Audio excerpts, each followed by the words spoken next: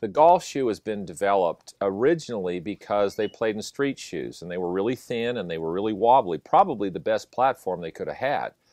But they needed traction because they tended to slip and the ground was wet. So they had to go to a spike. So to put a spike in a shoe, they had to put a steel shank in the bottom of the shoe so they could screw the spikes into that steel shank. So then the base got very stiff and immobile. So you really couldn't move much in it, but they wanted the stability and the traction that it gave you.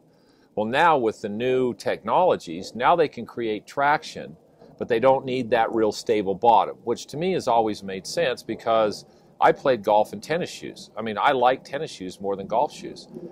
I felt like I had better balance. I felt like I had better movement. I hit the ball better, but it wasn't golf. So you had to wear golf shoes that were very stiff. That was because of the cleats. Now, technology has allowed us to put traction down there with very little stability, which stability is one of those issues. Is it stability forced or is it natural stability? In my opinion, relative to golf shoes, now they're on the right track because now they actually have a shoe that allows you to use natural stability and mobility rather than forced. Yeah, basically what you said is they understood what they wanted in the beginning, playing in a non-specialized shoe.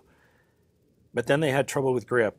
Well, grip and balance are because they're not in the right position to be part of the ground. So then they tried to remedy that, creating a lot of problems. Now the technology has allowed them to go back. We've created another set of problems because people's feet now don't understand what to do, what information to send, how fast to send it to the brain to make a decision on how to balance yourself. It's interesting. Yeah, so that's where training comes in. That's where your nervous system comes in. Being able to process and understand only that information you need and allow your feet to send it efficiently. Well, the other thing that they used to do, Jay, with golf shoes is they were pointed toes. That was the style. So now all of a sudden you've got your foot sitting in a shoe that has a stable bottom that you can't move in. Your toes are like this, when in reality your toes are supposed to spread so that the bottom of your foot has access to the ground.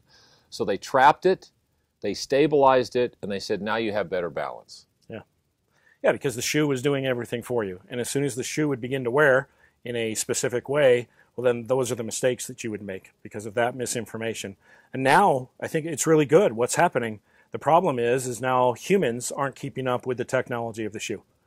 And that's where we come in. Perfect.